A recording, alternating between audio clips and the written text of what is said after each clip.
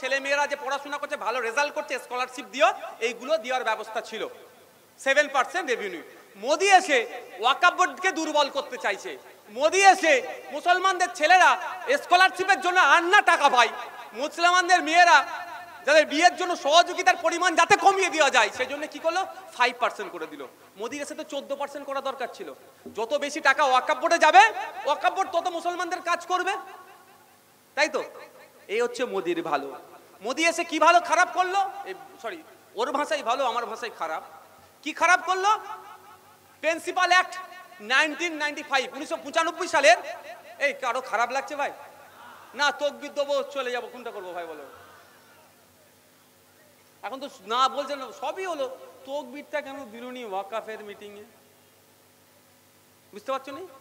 জুম্মার দিনে তো আপনারা নামাজ পড়তে যান, যারা মসজিদে যান, মুসলমান যারা নামাজে যান, তো নামাজের তকবির ছাড়া একটা এক্সট্রা তকবির দেন আপনারা? তাহলে ওয়াকফ মাচামার জন্য এত তকবির দিচ্ছেন কেন? কে দিয়াচ্ছে? প্রত্যক্ষ পরোক্ষ কারা যুক্ত দেখুন। ওই চাইছে বিশ্বজিৎ দা এরা যারা আমাদের পাশে আছে সব সরে যাক। এরা মাথায় রাখবেন, ঈদের নামাজে যাই বা 5 ওয়াক্ত নামাজে যাই, নামাজের মধ্যে তকবির ছাড়া কোনো জায়গায় তকবির দেন? হ্যাঁ, তাহলে এখন এত ঘন ঘন তকবির দিয়াচ্ছে কেন? বুঝতে হবে আপনাকে, এটা মোদির চাল, এটা মোদির চাল। মোদি চাইছে বেশি বেশি তকবির দেবে, হিন্দু মুসলমান আলাদা হয়ে যাবে। আর হিন্দু মুসলমান আলাদা করতে পারলে ওর বন্ধুদেরকে এই সম্পত্তিগুলো তুলে দিতে পারবে। এবার আপনি ভাবুন মোদির চালকে ফেলিওর করবেন না সাকসেস করবেন, না আপনাদের উপর নির্ভর করছে। যাক, আসা যাক ফিরে। 107 সেকশন 107 ছিল, যে সেকশনে বলা ছিল লিমিটেশন অ্যাক্ট এর ক্ষেত্রে প্রযোজ্য নয়। ইন্ডিয়ান লিমিটেশন অ্যাক্ট 1963, 1963 সালে ভারতবর্ষে একটা লিমিটেশন অ্যাক্ট তৈরি হয়েছে। এটা অর্ডিনারি অ্যাক্ট, অনেক কিছু আছে তার মধ্যে, জাস্ট আমি বলছি। এই জায়গার একটা কেউ মালিক, তো এই জায়গাটার এই মালিকটা যে কেউ হতে পারে। আমি যদি 12 বছর এই জায়গার কোনো একটা কোণে বসে ব্যবসা বাণিজ্য করছি বা যা ঘর করে থাকছি, তাহলে জায়গার মালিক থেকে যাচ্ছে, কিন্তু সত্তার মালিক আমি হয়ে গেলাম। এটা লিমিটেশন অ্যাক্ট অনুযায়ী। তো আজ পর্যন্ত ভারতবর্ষের কোন ধর্মীয় সম্পত্তিতে 12 বছর কেন, 22 বছর কেন, 42 বছর কেউ থাকলেও লিমিটেশন অ্যাক্ট প্রযোজ্য ছিল না। এই যে চাকলার ধামের যদি কেউ সম্পত্তির ওপরে 22 বছর ধরে বসবাস করে, চাকলা ধাম যে কোনো সময় তাকে তুলে দিতে পারবে, ওটা মামলা করলেও মামলা টিকবে না। এটা ওয়াকফের ক্ষেত্রেও ছিল, এটা ওয়াকফের ক্ষেত্রেও ছিল। কিন্তু মোদি আপনার ভালো চেয়ে ওই আইনটা তুলে দিল।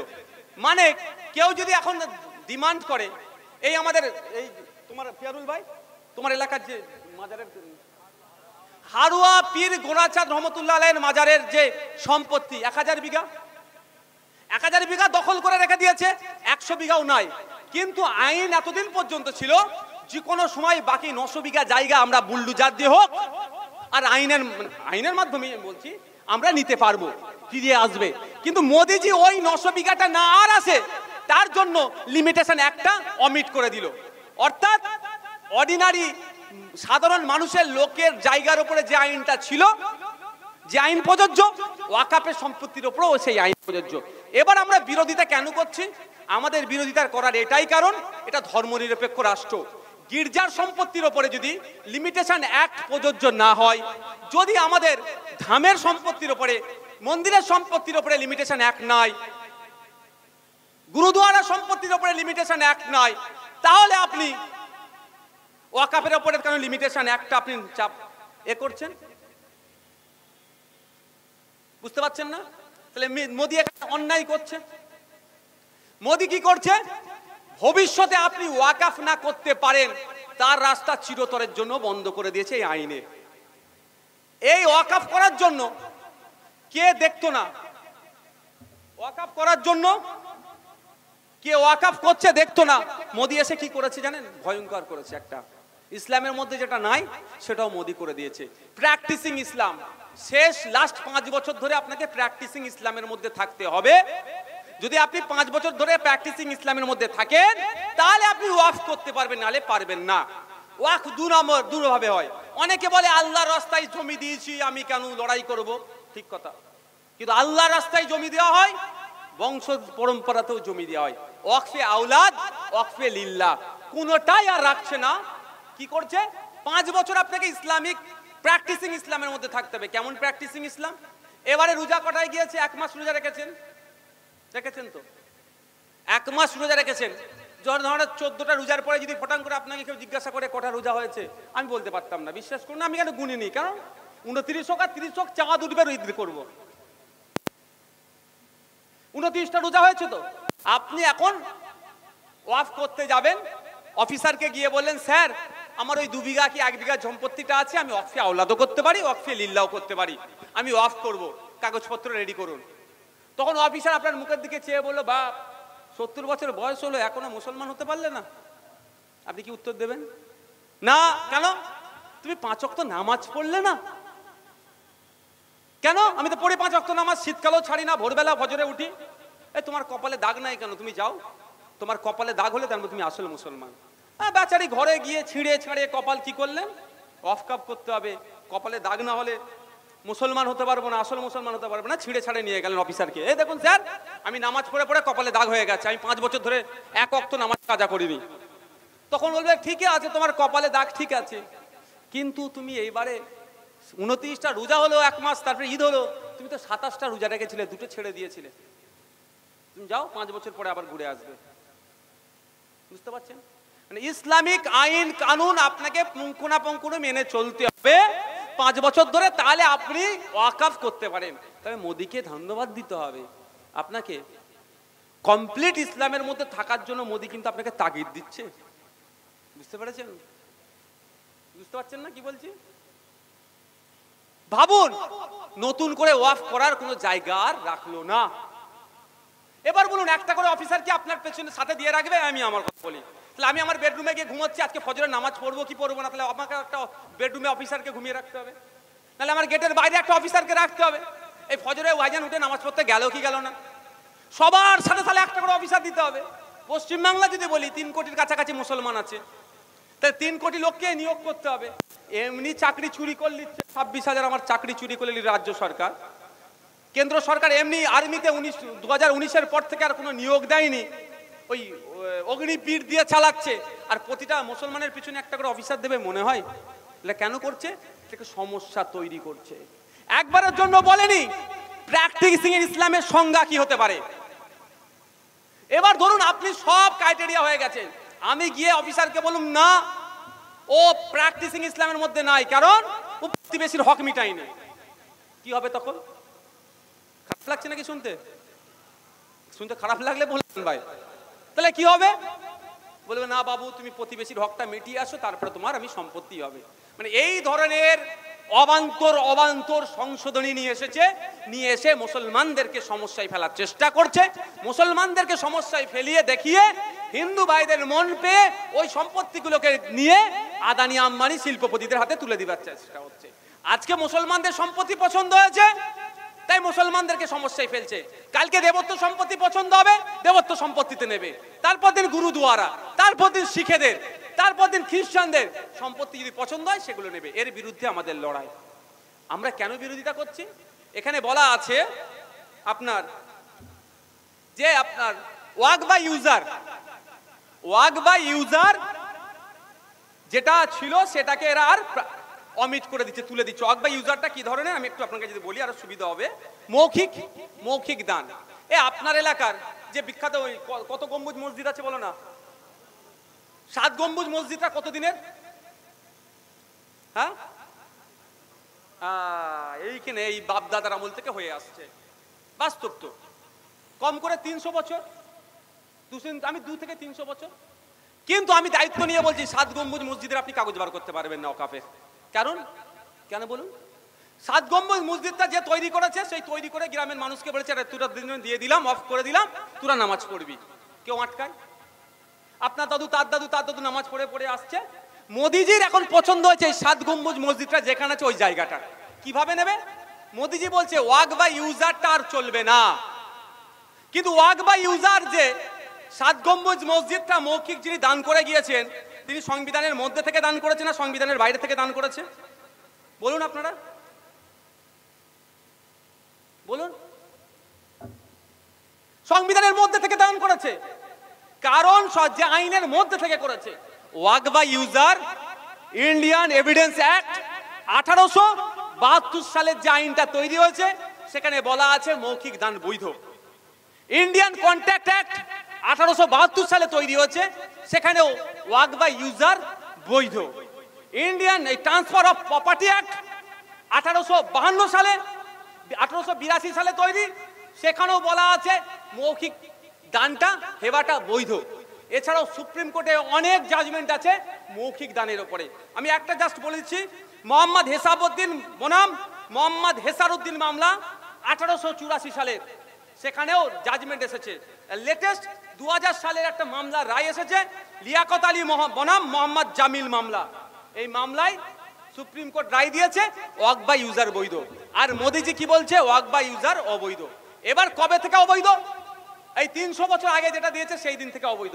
যদি মোদিজি বলতো, আইন যদি বলতো যে আইন পাস হচ্ছে এরপর থেকে মৌখিক দান একটাও নেওয়া যাবে না, তাহলে ভাই আমরা মৌখিক করতাম না। আমার বাপ দাদু মৌখিক কেন করেছে? আইন ছিল বলে মৌখিক করেছে। এখন আপনি আইন বন্ধ করে দেবেন, মৌখিক করব না। কিন্তু এটার কারণ কি? ভারতবর্ষের যা ওয়াকাফ প্রপার্টি আছে তার 50% কি জানেন? মৌখিক। এই কবরস্থান, ঈদগাহ, মাদ্রাসা, মসজিদ সব পূর্বপুরুষরা বলেছে যা এটা আমার জায়গা, তুই এ কর, আমি দান করে দিলাম, ওয়াকাফ করে দিলাম, তোরা এটা ব্যবহার কর, ওখানে কবর দিবি, ওখানে নামাজ পড়বি, ওখানে ঈদগাতে যাবি, সেইভাবে হয়ে আসছে। এইটাই এখন নজরে পড়েছে। ভারতবর্ষের যে 8 লক্ষ একর মতো সম্পত্তি আছে না, ওই সম্পত্তির মধ্যে 4 লক্ষ একর সম্পত্তি হচ্ছে মৌখিক। মোদিজিদের ওখানে নজর পড়েছে, তাহলে 4 লক্ষ একর সম্পত্তির কাগজ দেখাতে পারবে না, এরা নিয়ে নেবে। এর বিরুদ্ধে আমরা এবার এসে যাক, শুধু কি মুসলিমরা ওয়াক বাই ইউজার করেছে? হিন্দু সমাজ, খ্রিস্টান, দলিত, আদিবাসীদের ক্ষেত্রে কি আছে, বা অন্যান্য ধর্মের ক্ষেত্রে সবার ক্ষেত্রে ওয়াক বাই ইউজার বৈধ, আর ওয়াকাফের ক্ষেত্রে ওয়াক বাই ইউজার অবৈধ। এই জন্য তো লড়াই। যেখানে সংবিধান ইকুয়ালিটির কথা বলছে, সাম্যের কথা বলছে, নাগরিক অধিকারের কথা বলছে, আপনি যেই ধর্মেরই হতে পারেন না কেন, সংবিধানের 26 নম্বর আর্টিকেল আপনাকে ধর্মচারণের, ধর্মীয় প্রতিষ্ঠানের রক্ষণাবেক্ষণ, তাকে আগলে রাখা, পরিচালনার যেখানে পূর্ণ স্বাধীনতা দিয়েছে। শুধু মুসলিম সম্প্রদায়ের উপরে আজকে আঘাত আসছে মানে শুধু মুসলিমরা ভাববেন না নিজের উপরে আঘাত, এটা সংবিধানের উপরে আঘাত আসছে। তাই সংবিধানকে রক্ষা করার জন্য কোন মমতা মোদীর কারো কথা শোনার প্রয়োজন নাই। সংবিধান দেখানোর পথে আমরা প্রোটেস্ট করব, আইনি লড়াই করব, আপনার কলকাতা সুপ্রিম কোর্টে মাঠে ময়দানে শান্তিপূর্ণ লড়াই আমরা চালিয়ে যাব। এটা মাথায় রাখবেন। ভাই অনেক বলার ছিল, আজকের এই বক্তব্য এখানেই সমাপ্ত করছি, কারণ আপনার সন্ধ্যা হয়ে আসছে, আপনারা আস্তে আস্তে বিদায় নেবেন। যেতে যেতে আমার হাতের একটা কাগজ দেখে নেন। আচ্ছা 2 মিনিট ভাই বসে যান তো, 2 মিনিট। মমতা ব্যানার্জির আমলে চুরি কত হয়েছে একটু শুনবেন, শুনে ছেড়ে দেবো, শুনবেন ভাই? হ্যাঁ 2 মিনিট টাইম নেবো তাহলে। এটা হচ্ছে হাতে আমার একটা কাগজ আছে, 2019 সালে এটা পাবলিশ হয়েছিল, মদের দোকান ওয়াকাফ সম্পত্তির উপরে। কার 2019 সালে পশ্চিমবাংলায় ক্ষমতায় কে আছে এখন? যিনি বলছেন দিল্লিতে গিয়ে আন্দোলন করুন, ওয়াকাফ নিয়ে গুতগুতি করবেন না, তার দলের লোকেরা ভাড়া দিয়ে খেত। এবার আর একটু ওষুধ দিয়ে চলে যায় ওদেরকে। হ্যাঁ একটু ওষুধটা দিতে হবে তো, নাহলে তৃণমূলের নেতারা ফিক ফিক করে হাসবে। হ্যাঁ একটু ওষুধটা দিয়ে দিই, আছে কাগজ। মমতা ব্যানার্জি বলেছিলেন বেগম রোকেয়া রিসার্চ সেন্টার হবে আর ওয়াকাফ ভবন তৈরি করব। কোথায়? শিয়ালদার পাশে। 2014-15 আশপাশে বলেছিল। দুর্ভাগ্য যেটা শিলান্যাস করেছিল সেটা এখন অকেজো হয়ে গেছে, আর নতুন একটা ঈদগাহ নেই, কিন্তু ওয়াকাফ নিয়ে খুব চিন্তিত। আচ্ছা কলকাতায় টিপু সুলতান আমরা জানি বিখ্যাত বাদশা, টিপু সুলতান তার সম্পত্তি আছে এতে আপনার টালিগঞ্জের দিকে, সেখানে তার টিপু সুলতানের বংশের লোকেরাই যে কবরে আছে ওইখানে কবরের ওপরে বিল্ডিং বানিয়েছে সরকারি সম্পত্তির ভেবে, সরি ওয়াকাফ সম্পত্তির উপরে। তৃণমূলের আমলে হয়েছে।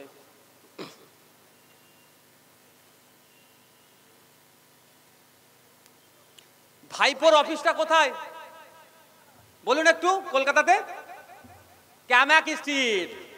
কেন এত রাগ বুঝতে পারছেন ওয়াকাফ আন্দোলনকারীদের? খোঁজ নিলে দেখা যাবে হয়তো। কি বলেন একবার? ক্যামাক স্ট্রিটের জায়গা ওয়াকাফ সম্পত্তি পড়ে গেছে না, অলরেডি পড়ে আছে। এবার ভাইপো পড়েছে কি কাকা পড়েছে আমি বলতে পারবো না। ক্যামাক স্ট্রিটে কলকাতায়, কলকাতার ক্যামাক স্ট্রিটের ওয়াকফ সম্পত্তি লুট করে খাচ্ছে এই তৃণমূলের নেতারা।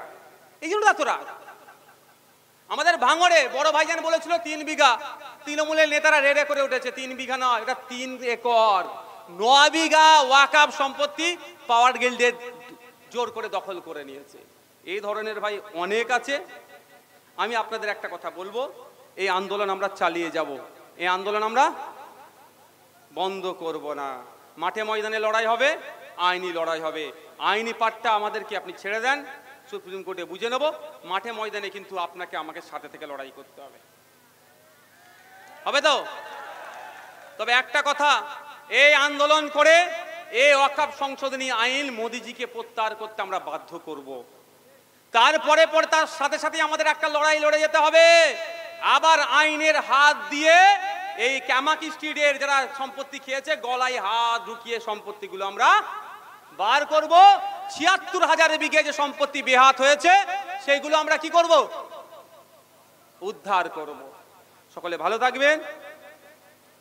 আপনারা আমাদের কমিটির ডাকে এসেছেন, ধন্যবাদ জানাই। আমাদের বক্তব্য আপনারা 1 মিনিট দাঁড়িয়ে যান। ভাই ভাই যারা যেভাবে আছেন একটু ঘুরে যান তো এদিকটায়, একটু ঘুরে যান। 26,000 চাকরি বাতিল নিয়ে আমাদের ওয়ার্কিং প্রেসিডেন্ট শামসুল আলী মল্লিক আপনাদেরকে 2-1টা কথা শোনাবে। রোগটা কোথায়?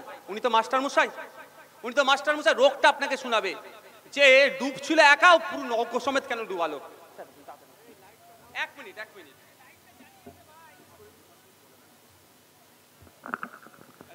আসলে সভা শেষ, ভাইজানের বক্তব্যের পরে আর বক্তব্য রাখা যায় না, উচিত নয়।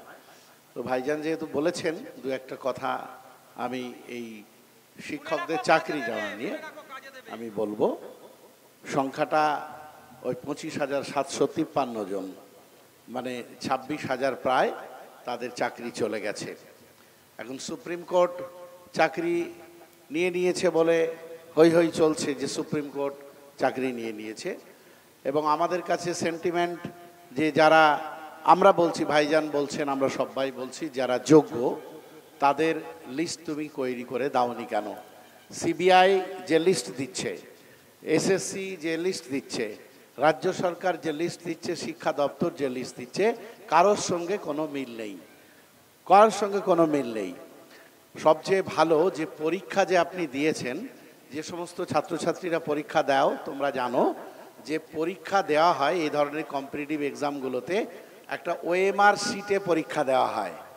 তাহলে ওএমআর সিটটা প্রকাশ করে দিলেই তো মিটে গেল ঝামেলা, কারা যোগ্য বেরিয়ে যাবে।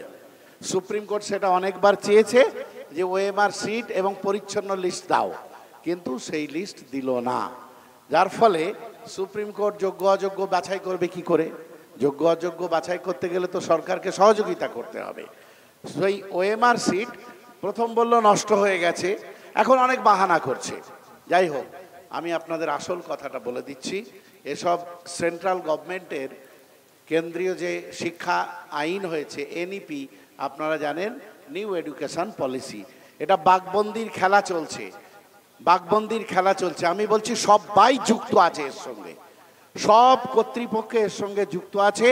1935 সালের মধ্যে, 2035 সালের মধ্যে ধাপে ধাপে নিউ এডুকেশন পলিসিতে বলা হয়েছে 2035 সালের মধ্যে ধাপে ধাপে সমস্ত সরকারি শিক্ষা প্রতিষ্ঠান, সেটা মাদ্রাসা হোক, সেটা স্কুল হোক, কলেজ হোক, ইউনিভার্সিটি হোক, টেকনিক্যাল শিক্ষা প্রতিষ্ঠান হোক, মেডিকেল কলেজ হোক, সমস্ত শিক্ষা প্রতিষ্ঠান ধাপে ধাপে, ওই ভাইজান আদানি আম্বানিদের কথা বলছিলেন না, ওই আদানি আম্বানিদের হাতে তুলে দেওয়া হবে।